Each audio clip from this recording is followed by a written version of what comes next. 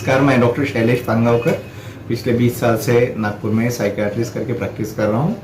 तिलक नगर में मेरा प्रैक्टिस करने का एरिया है और पिछले 8 महीने से मैं ऑब्जर्व कर रहा हूँ मनुष्यों को, जिस तरह से वो पीड़ित हैं कोरोना के फियर से, कोरोना से रिकवर होने के बाद की पीड़ा से, और उसके बाद में कोरोना के आने वाले स्ट्रेन की एक नई चुनौती से।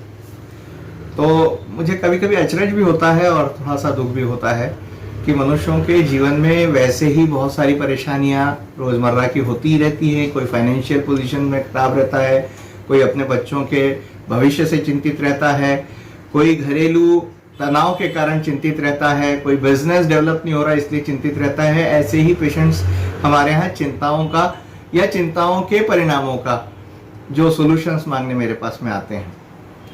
ऐसे समय में जब एक नई प्रकार की ग्लोबल चुनौती, जिसमें हम लोगों को आशंकाएं ज़्यादा और उसके सॉल्यूशंस कम, ऐसी अवस्था जब आती है तो उस समय एक अलग सी उलझन, एक अलग प्रकार की मन की अवस्था, एक ग्लानि मन में तैयार होती है। मैंने 3 प्रकार के पिछले 6-8 महीने के जो परिणाम हुए वो देखे हैं। पहला परिणाम ये कि जो पहला खौफ का दौर था कि ये कोरोना क्या करेगा, कितनी जानें लेगा और हमारी क्या अवस्था करेगा, जिनको स्वभाववश बहुत ज्यादा चिंताजनक होने की या नकारात्मक सोच का जो एक पर्सनैलिटी ट्रेट होता है, जिसको हम कहते हैं व्यक्तित्व ही नेगेटिव सोचता है, उन लोगों को सबसे ज्यादा पीड़ा ये हुई कि वो बहुत दूर तक नेगेटिव इमेजिनेशन, जिसको हम नकारात्मक कल्पनाएं या परिकल्पनाएं करने लगते हैं, जो असंभव रहता है वो भी कल्पना में आ जाता है, उसकी कल्पनाओं से बहुत पीड़ित देखा था। तो उन लोगों को घबराहट के दौरे पड़ते थे, एंग्जाइटी के एपिसोड्स होते थे, बाहर निकलने में उनको बहुत डर लगता था। बहुत लोगों ने अपने घर के सारे मेंबर्स को ऐसा बांध रखा था जैसे बहुत कुछ बड़ी विपदा आने वाली है घर के अंदर। तो दूसरों का बाहर जाना उनको इतनी चिंता दे जाता था कि वो बौखला जाते थे या घबरा कर किसी कमरे में अपने आप को लॉक कर लेते थे। आने वाले को इतनी पड़ताड़न रहती थी कि उसको 10 बार नहला देते थे। तो ये सब जो एंग्जाइटीज हैं, इनके मैंने अलग अलग रूप देखे। पैनिक डिसऑर्डर देखा, जिसमें दिल सीने की घबराहट, पेट में गोला उठना, हाथ पैर में थरथराहट होना। दूसरा देखा कि एक ही चीज को रिपीट करते रहना, जैसे हाथ धोना। या ऐसा फोबिया देखा जिसमें कमरे से बाहर निकलने की हिम्मत ना होना, किसी चीज को हाथ लगाने की हिम्मत खो देना। तो इस प्रकार की एंग्जाइटीज पहले बार जब दौर में हम लोगों ने देखा कि मीडिया ने इतनी डेथ्स की रिपोर्टिंग की, पहले लोगों को एक रेगुलर ऐसी आदत सी बन गई थी कि हर 2 घंटे में वो अपडेट लेते थे, कितने लोग बीमार हुए, पॉजिटिव हुए, कितने लोग एडमिट हुए, कितने लोग मर गए। उसके बाद धीरे धीरे ये कम हुआ। मई के बाद से इसका खौफ थोड़ा सा कम होता गया। लेकिन अभी जो नया मैं इफेक्ट देख रहा हूं वो है बेसिकली स्लैगिंग का, स्लो डाउन होने का। हालांकि एक बहुत अच्छा मौका था मनुष्यों के जीवन में कि जो दिन रात की दौड़ थी, एक 99 की चक्री जिसको हम बोलते हैं, सुबह से शाम तक अपने 2 पॉइंट्स को जोड़ने के लिए मनुष्य दौड़ता रहा, एक इमेजिनरी गोल की तरह, एक मृग छाया की तरफ दौड़ता रहा, वो काफी कुछ स्लो हो गया था। वो अपने परिवार का सुख वापस पाने लगा था, साथ में रहने का सुख, घर का खाना खाने का सुख, सारी पार्टियां बंद होने का सुख, ये अनुभव किया उसने।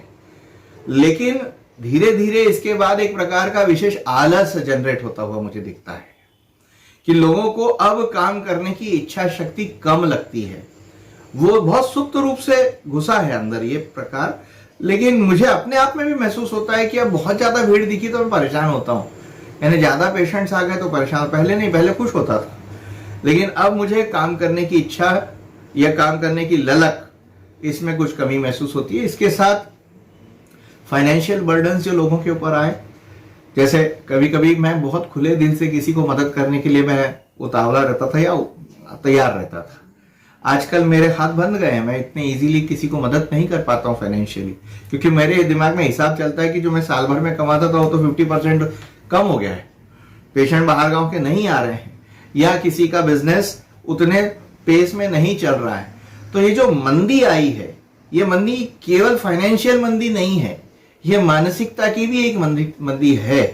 और ये पिछले 8 महीने 7 महीने का जो धीरे धीरे लॉकडाउन हुआ या अवॉइडेंस हुआ, या जिसमें सारे बिजनेसेस स्लो हुए, माइग्रेशंस कम हुए, उसका भी इम्पैक्ट हमारे ऊपर, हमारे कार्य शक्ति पे या कार्य करने की इच्छा शक्ति पर पड़ता ही है। तो ये भी एक प्रकार का स्लो डाउन देख रहा हूं। नए स्ट्रेन की थ्रेट तीसरी चीज है कि अब क्या होगा, फिर से वैसे ही एपिडेमिक आएगा क्या।